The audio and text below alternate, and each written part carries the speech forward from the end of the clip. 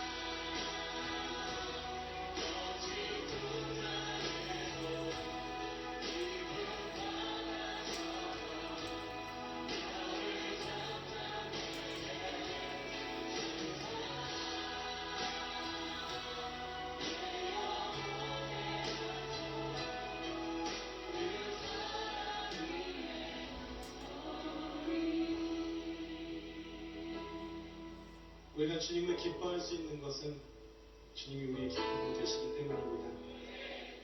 이미 우리 안에 완벽하게 주님께서 이루신 것 때문에, 그리고 이루실 것을 우리가 신뢰하기 때문에 하나님이 완전하시기에 내가 나의 삶과 풍경을 기뻐하기보다 나의 삶을 인도하실 주님을 기뻐하는 것임을 고백합니다. 주님, 우리가 주님의 사랑 가운데 있음을 감사합니다.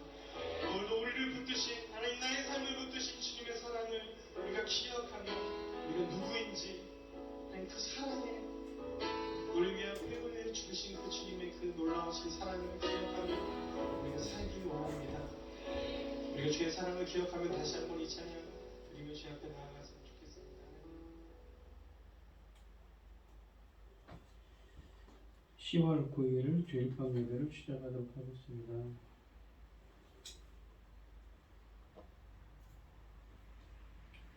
사도신경 하심으로 신앙 고백하시겠습니다. 전능하사 천지를 만드신 하나님 아버지를 내가 믿사오며 그의 아들 우리 주 예수 그리스도를 믿사오니 이는 성령으로 잉태하사 등정녀 마리아에게 나시고 본디오 빌라도에게 고난을 받으사 십자가에 못 박혀 죽으시고 장사한 지 사흘 만에 죽은 자 가운데서 다시 살아나시며 하늘에 오르사 전능하신 하나님 우편에 앉아 계시다가 저리로서 산자와 죽은 자를 심판하러 오시리라. 성령을 믿사오며 거룩한 공예와 성도가 서로 교통하는 것과 죄를 사하여 주시는 것과 몸이 다시 사는 것과 영원히 사는 것을 믿사옵나이다. 아멘. 찬송가 314장입니다. 314장 하시고 고현희 집사님 기도해 주시겠습니다. 내 구주 예수를 더욱 사랑 엎드려 비는 말 들으소서. 내 진정 소원이 내 구주 예수를 더욱 사랑 더욱 사랑 이전의 세상과 기뻤어도 지금 내 기쁨은 오직 예수. 다만 내비는 말 내 구주 예수를 더욱 사랑 더욱 사랑 이 세상 떠날 때 찬양하고 숨질 때 하는 말 이것일세. 다만 내비는 말 내 구주 예수를 더욱 사랑 더욱 사랑. 아멘.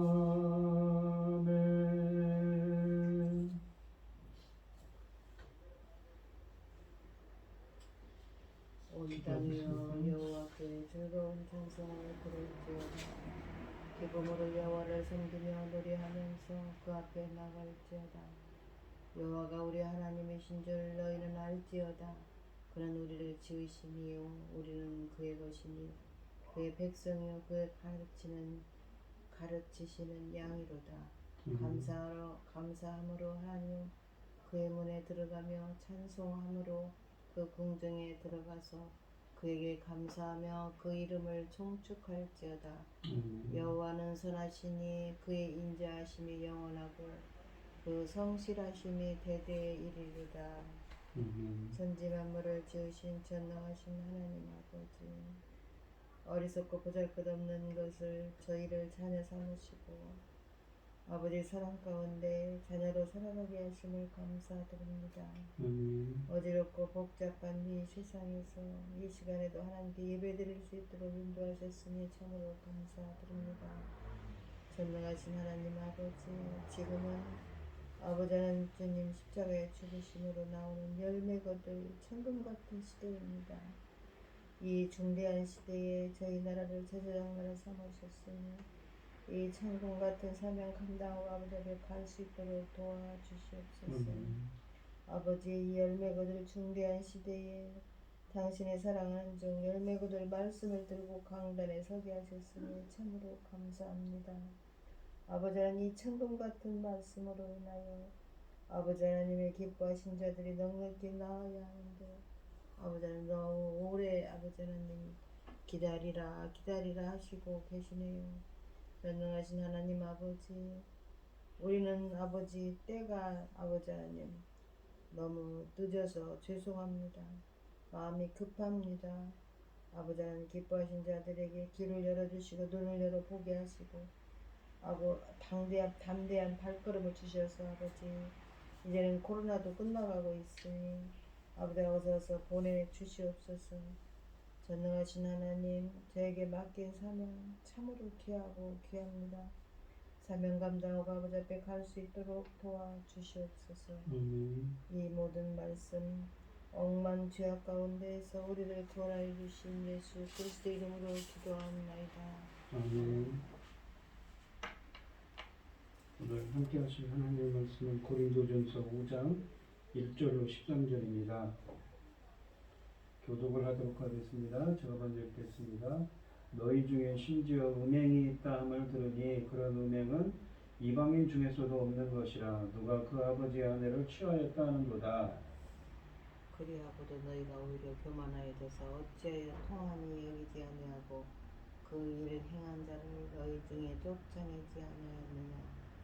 내가 실로 몸으로는 떠나 있으나 영으로는 함께 있어서 거기 있는 것 같이 이런 일 행한 자를 이미 판단하였노라. 주 예수 이름으로 너희가 내 영과 함께 모여서 우리 주 예수 능력으로 이런 자를 사탄에게 내주었으니 이는 육신은 멸하고 영은 주 예수의 날에 구원을 받게 하려 함이라. 너희가 자랑하는 것이 옳지 아니하도다. 자기는 누르기 온 덩어리 거지른 것을 알지 못하느냐. 너희는 누룩 없는 자인데 새 덩어리가 되기 위하여 묵은 누룩을 내버리라. 우리의 유월절 양 곧 그리스도께서 희생되셨느니라. 이러므로 우리가 명절을 지키되 묵은 누룩으로도 말고 악하고 악의찬 누룩으로도 말고 누룩 없이 오직 순전함과 진실함을 떡으로 하자.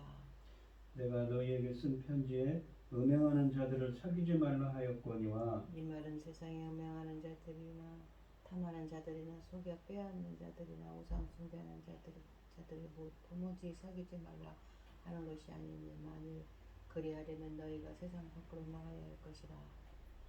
이제 내가 너희에게 쓴 것은 만일 어떤 형제라 일컫는 자가 음행하거나 탐욕을 부리거나 우상 숭배를 하거나 모욕하거나 술 취하거나 속여 빼앗거든 사귀지도 말고 그런 자와는 함께 먹지도 말라 함이라.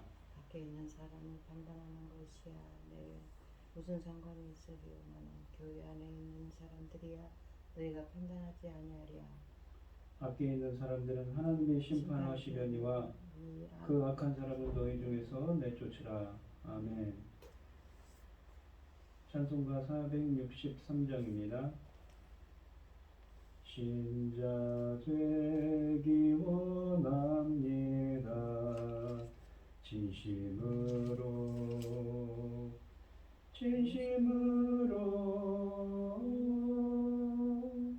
신자 되기 원합니다. 진심으로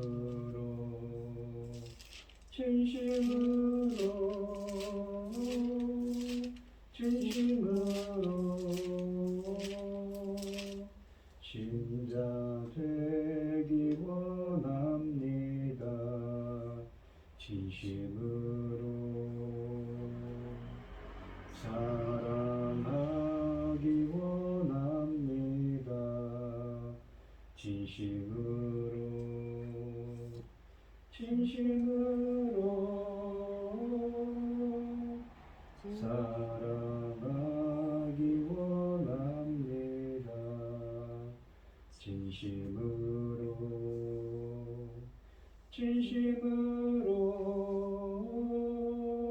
진심으로 사랑하기 원합니다. 진심으로 거룩하기 원합니다. 진심으로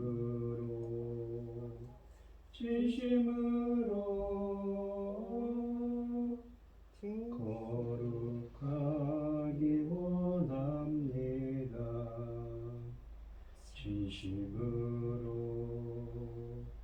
진심으로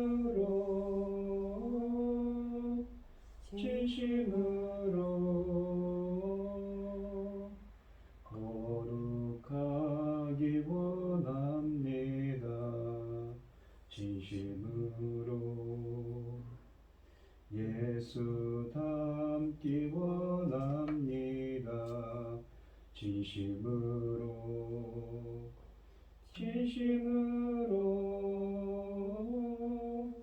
예수 닮기 원합니다.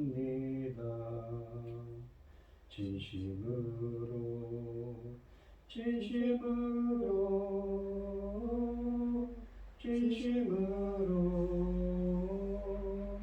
예수 닮기 원합니다. 진심으로 아멘.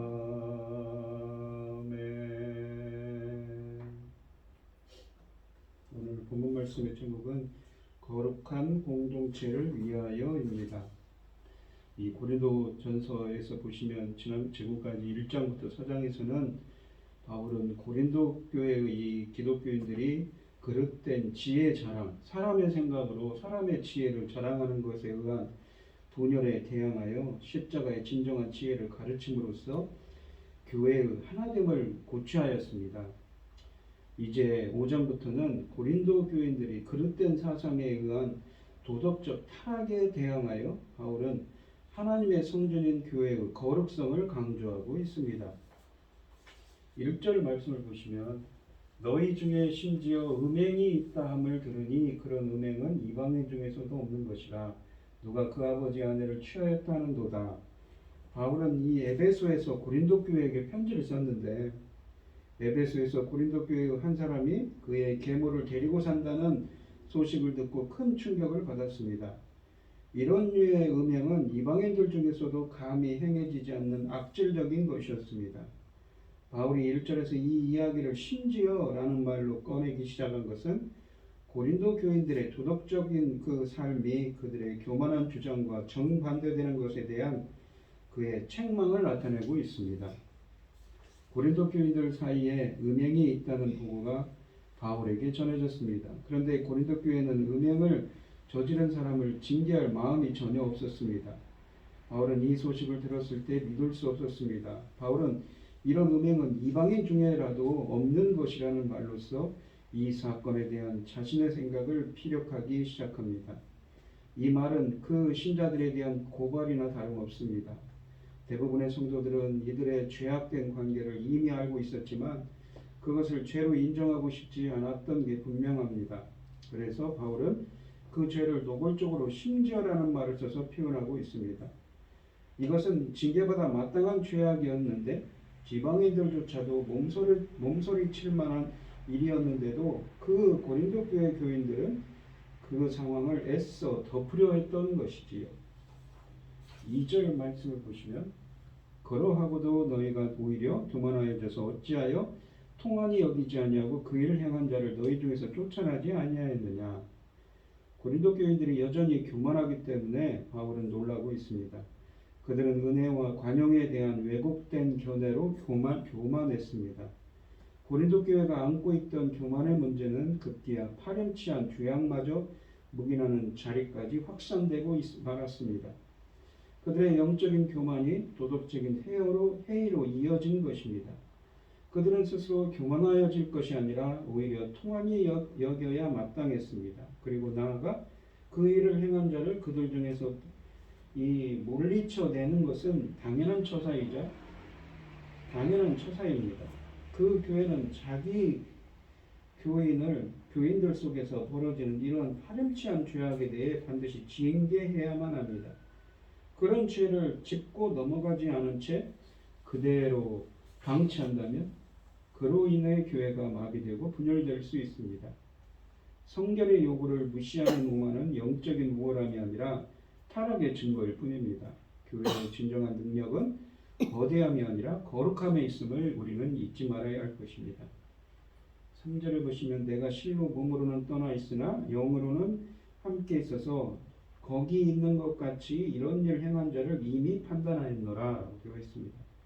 고린도 교인들은 음행을 저지른 사람의 죄에 대해 아무런 조치도 취하지 않았지만 바울은 그 교회의 상황을 전해들은 뒤에 거기 있는 것 같이 이 일을 행한 자를 판단했다고 했습니다. 몸은 비록 떨어져 있으나 바울은 고린도 교회의 개척자로서 그 교회의 안녕과 발전을 위해 늘 관심을 가지고 있으며 이번 일에도 소상히 듣고 근심하는 가운데 영적으로 그 교회의 상황에 참여하는 자로서 마치 자신이 그 상황에 있는 것 같이 판단을 내린 것입니다.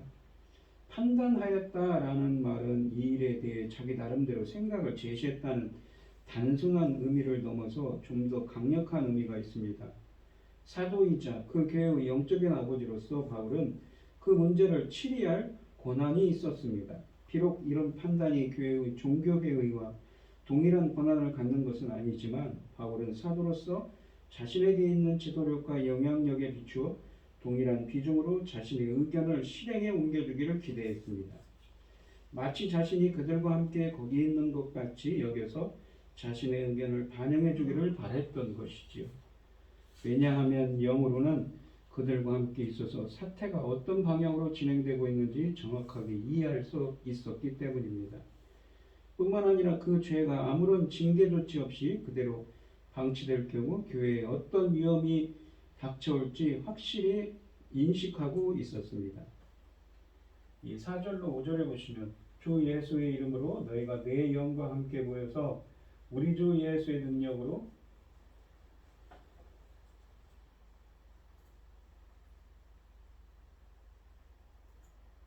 이런 자를 사탄에게 내주었으니 이는 육신으로 멸하고 영은 주 예수의 날에 구원을 받게 하려 함이라 라고 되어 있습니다. 고린도 교회가 이 죄를 다루기 위해서 즉시 실행해야 할 일이 무엇인지 바울은 이미 판단과 결정을 내렸습니다. 교회는 그 사람을 치리해야 할 책임을 맡아야 했습니다. 이러한 징계를 제대로 실행하기 위해서는 세 가지 요소가 반드시 필요했다고 본문에서 말씀한 것입니다. 예를 들어서 첫째는 보시면 주 예수의 이름으로 모여서 온 회중이 그러한 조치에 대해 증인이 되어야 할 뿐만 아니라 그것을 지지해야 했습니다. 두 번째는 너희가 내 영과 함께 권위 있는 사도로서 바울의 이 고발이 있어야 했습니다. 세 번째는 우리 주 예수의 능력으로 영적인 조치가 취해져야 했습니다. 바울은 그들이 우리 주 예수의 이름으로 모인 다음에 그 사람을 징계해야 한다고 기술하고 있습니다. 이 일은 전체 회중이 모인 자리에서 진행되어야 했습니다. 고린도 교회의 이 설립자이자 영적 아버지였던 바울은 영으로 그들과 함께 있었으며 그들은 모두 주 예수의 능력 아래 있었습니다. 이 세 가지 요소는 이런 상황에서 징계를 결정하는 데 대단히 중요한 역할을 했습니다. 분명히 전체 회중은 그 사람에 대해 익히 알고 있었으며 따라서 그들은 모두 그와 같은 징계의 증인이 되어야 했습니다. 그러나 바울이 영으로 그들과 함께 있지 않았다면 이 세 가지 요소들이 동시에 일어날 수는 없었을 것입니다. 전체적인 상황은 죄인의 심령을 꿰뚫어보고 그를 회개의 자리로 이끄시는 주 예수의 전능하신 능력 아래 있었습니다. 바울은 마땅히 집행되어야 할 징계에 대해 말하면서 이런 자를 사탄에게 내어 주었다고 설명합니다. 이것은 신자들의 공동체에서 그 사람을 추방하는 것을 의미했습니다. 기독교인들의 이 영적인 후원 없이 그 사람은 자신의 죄를 그대로 지닌 채 사탄과 함께 외로이 남게 될 것입니다. 그리고 이런 공허함과 외로움으로 그 사람이 회개의 자리를 나아가게 되기를 바랬을 것입니다. 이런 조치는 교회에서 이루어지는 예배와 사역과 교제에서 그를 출교하는 것이나 다름없습니다. 그 교회는 문자 그대로 그 사람을 사탄에게 내어준 것은 아닙니다.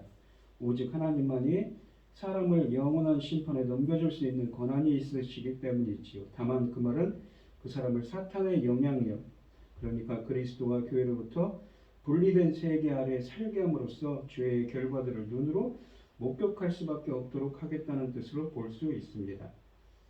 여기 육신은 멸하고란 말은 구절은 죄의 본성은 멸망당하로란 뜻으로 볼 수 있습니다. 따라서 그 사람은 자신의 죄악된 본성을 십자가에 못 박을 정도로 혹독한 징계를 경험해야 된다는 것이지요. 교회의 공동체에서 출교됨으로 인해 그리고 그에 따른 고통으로 인해 그 사람이 자신의 죄악된 이기적인 본성인 육신을 보게 되고 그 결과 회개하여 다시 교회로 돌아올 것이라는 뜻으로 바울의 말을 이해할 수 있을 것입니다.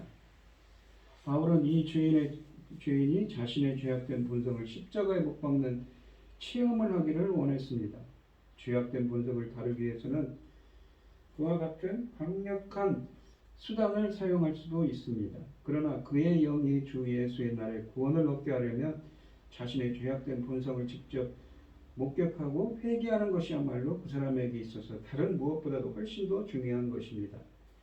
바울은 이런 혹독한 징계가 그 사람에게 필요했으며 영원한 유익을 가져다 주기를 소망했습니다. 그들을 출교시키는 것은 그의 몸을 사탄에게 내어주는 일이지만 궁극적으로는 그를 다시 받아들여 구원에 이르게 하는 일이 될 것입니다. 반대로 죄를 묵인하고 징계를 주저한다면 그의 영은 구원에서 멀어지고 말 것입니다. 그러니까 징계를 해야 된다는 얘기지요. 6절부터 7절에 보시면 너희가 자랑하는 것이 옳지 아니하도다.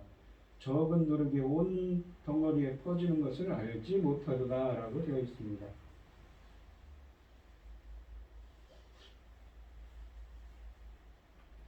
7절에 보시면 너희는 누룩 없는 자인데 새 덩어리가 되기 위하여 묵은 누룩을 내버리라. 우리의 유월절 양 곧 그리스도께서 희생되셨느니라 라고 되어 있습니다.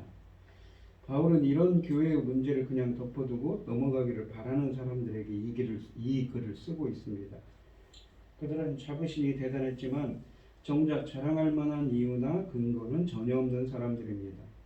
그런 끔찍한 죄가 사람들의 공동체 안에 버젓이 존재하도록 방치했기 때문이지요. 어떤 교회든 간에 거기에 속한 성도들은 서로에 대해 책임을 지고 있습니다. 출애굽기 12장에 보시면 6월절 7일 동안 유대인들은 무교병만을 먹어야 했습니다. 누룩이 없는 빵이지요. 이 관습에서 누룩이 악영향이나 더럽히는 것에 대한 상징으로 쓰이게 된 것입니다. 그러니까 불순물이 없어야 된다는 것이죠. 순전해야 된다는 것입니다.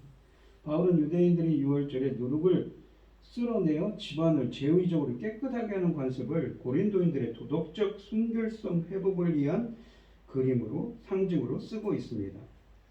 누룩은 밀가루 반죽을 부풀어오게 합니다. 심지어 아무리 적은 누룩도 온 덩어리에 영향을 미칩니다. 아무리 은밀한 죄든 아니면 만천하에 아무리 은밀한 죄도 만천하에 공개된 죄든 간에 죄라는 것은 바로잡지 않고 그대로 둘 경우에 온 회중에 영향을 미치게 되는 것이지요. 공동체에 위험이 닥친 것입니다. 저그런 누룩이 온 덩어리에 퍼지는 것과 같은 이치는 혐의입니다. 성도들은 서로 격려하고 세워주며 위해서 기도해 주어야 합니다. 그러나 교회의 영적인 건강을 위해서는 죄에 대해서만큼은 결코 관용해서는 안 된다는 것입니다. 마치 요리사가 묵은 누룩을 내어버리듯이 이런 죄악된 인간의 공동체에서 쫓아내야만 하는 것입니다.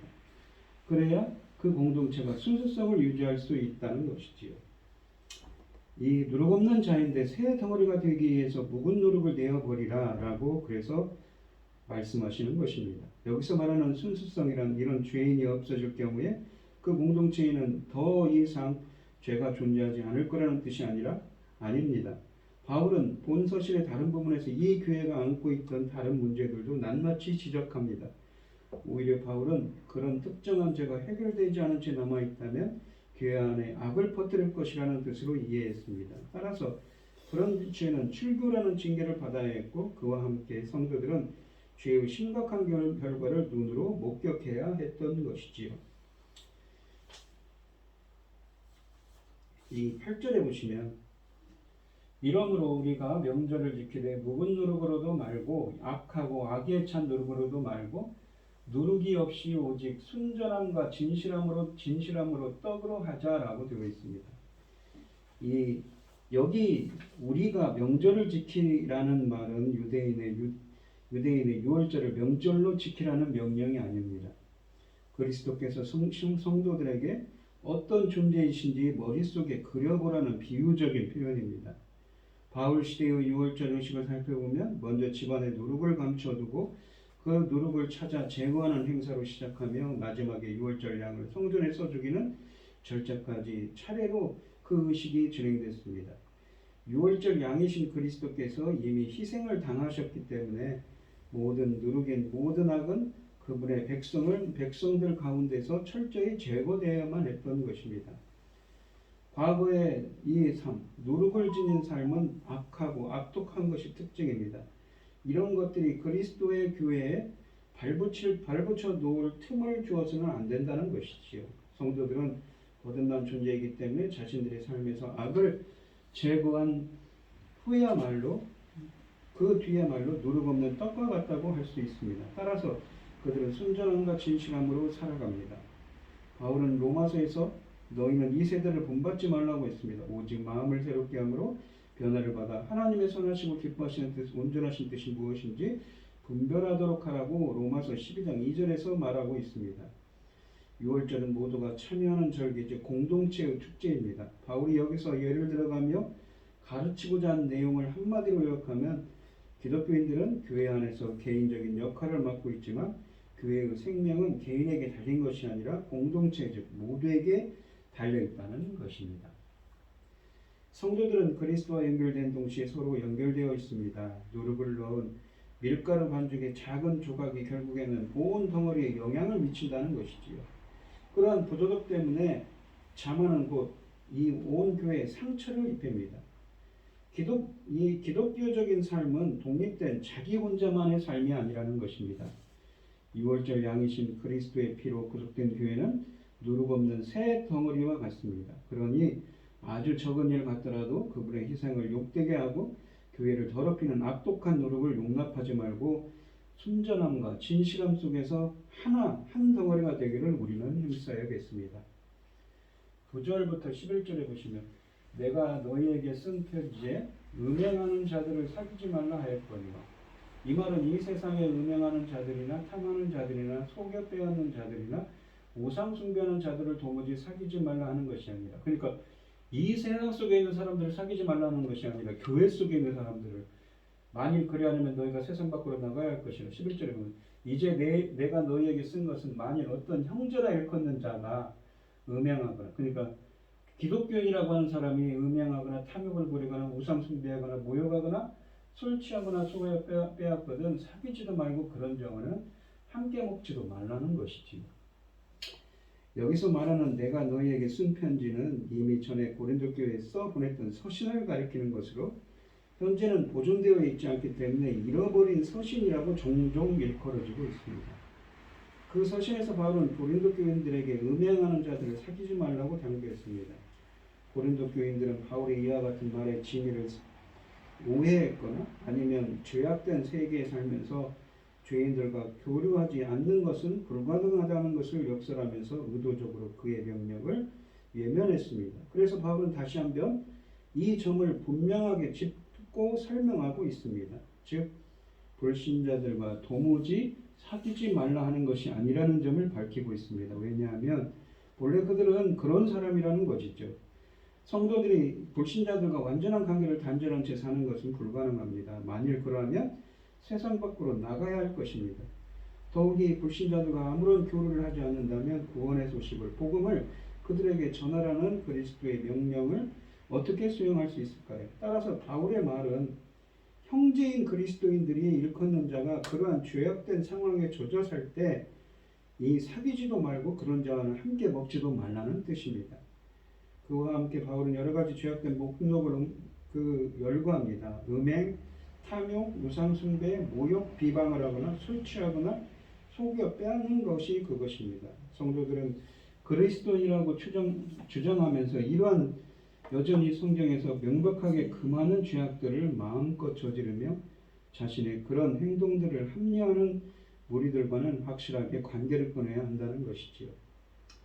교회가 세상에 보여주어야 할 그리스도의 형상을 왜곡하는 결과를 낳게 되는 것입니다.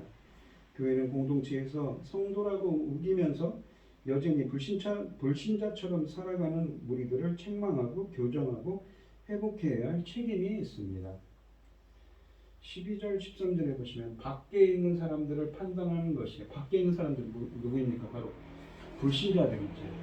내가 무슨 상관이 있으리오마는 교회 안에 있는 사람들이야. 교회 안에 있는 사람들은 누구입니까? 바로 성도들이죠. 너희가 판단하지 아니하랴. 밖에 있는 사람들은 하나님이 심판하시려니와 이 악한 사람은 너희 중에서 내쫓으라. 이 악한 사람은 누구입니까? 이러한 음행을 저지르고 죄를 범한 그 기독교인들인 것이지요. 고린도 교인들에게 그렇게 교회 내에 있는 악한 사람들을 치리해야 된다고 말하는 것입니다. 성도와 불신자의 차이는 예수 그리스도와의 관계를 맺고 있는지 그 여부에 달려있는 것이지요. 그러나 성도들이 교회 안팎에 있는 사람들과 어떻게 관계를 맺고 있느냐에 따라서 차이가 있습니다. 성도들은 외인들이 현재 거하는 그곳에서 그들과 교류해야 하며 복음의 메시지를 전해야 합니다. 하지만 성도들은 그들을 판단치 말아야 합니다. 외인들은 하나님이 판단하시기에 그들은 판단할 책임이 없습니다. 그러나 교회 안에 있는 성도들은 교회 안에 있는 사람들 가운데 이런 죄를 짓는 사람이 있다면 당연히 엄하게 심판해야 할, 치리해야 할 책임이 있다는 것입니다.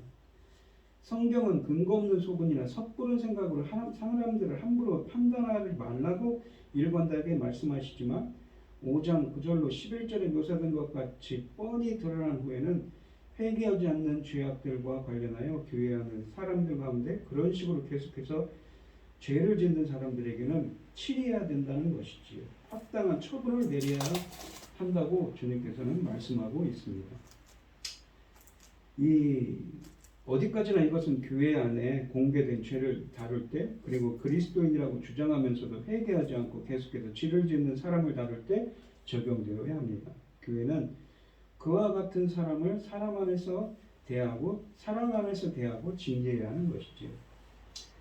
바울은 이 성도들이 음행한 자에 대한 자신의 권면을 오해하여 세상 사람들과 상종치 하지 않으려는 태도를 보이자 이를 교정하는 것입니다. 그러니까 세상 사람들에게는 원래 그런 사람들이니까 그들을 사랑으로 대하고 그들이 이 길로 말씀의 길로 들어오도록 해야 되지만 성도라고 하는 자들이 그러한 악을 행하면 어떻습니까? 그들을 치리를 통해서 그들이 회개할 수 있도록 해야 된다는 것이죠. 반드시 처분에 따라야 한다는 이야기를 하고 있는 것입니다. 우리가 교회는 공동체를 거룩하게 보존해야 할 뿐만 아니라 복음의 영향력을 끼칠 수 있도록 세상에 대한 책임과 역할도 다해야 하는 것이죠. 교회가 신실한 본질으로 거룩을 회복하여 세상에 빛이 되는 은혜가 함께 했으면 좋겠습니다. 기도하겠습니다. 하나님 아버지 감사합니다. 사도 바울은 말도 많고 탈도 많은 이 고린도 교회를 향해서 편지를 쓰면서 그들 중에 지금까지는 정말 바울파 파벌주의가 강해서 하나님의 지혜보다는 사람의 지혜를 생각해서 파벌주의가 강했는데 이제는 악한 일을 행하는 자들이 교회 안에 있다는 이야기를 듣고 이렇게 그들을 치료해야 된다고 말씀하고 있습니다. 이렇게 교회 안에서는 은근한 처벌이 필요하며 교회의 거룩성을 유지하기 위해서는 반드시 필요한 것이지요. 이러한 것은 하나님의 성경의 원리이기도 합니다. 주님께서는 행한 대로 보응하시는 분이시지요. 저희들이 항상 교회의 거룩성을 유지하기 위해서 말씀의 길을 벗어나지 않도록 주님께서 저희들을 붙잡아 주시고 함께하여 주시옵소서. 이 모든 말씀 거룩하신 예수님 이름으로 기도합니다. 아멘. 찬송가 420장입니다. 너 성결기 위해 늘 기도하며 너 주 안에 있어 늘 성경 보고 온 형제들 함께 늘 사귀면서 일하기 전마다 너 기도 귀에 내 머리 숙여 정밀히 계신 내 주께 빌라 주 사귀어 살면 주 닮으리니 널 보는 이마다 주 생각하리 너 성결케 위해 주 따라가고 일 다급하여도 당황치 말고 참 즐거울 때나 또 슬플 때나 너 주님만 믿고 늘 따라가라 너 성결케 위해 늘 기도하며 내 소원을 주께 다 맡기어라 너 성경을 받아 주 섬겨 살면 저 천국에 가서 더 잘 섬기리 아멘.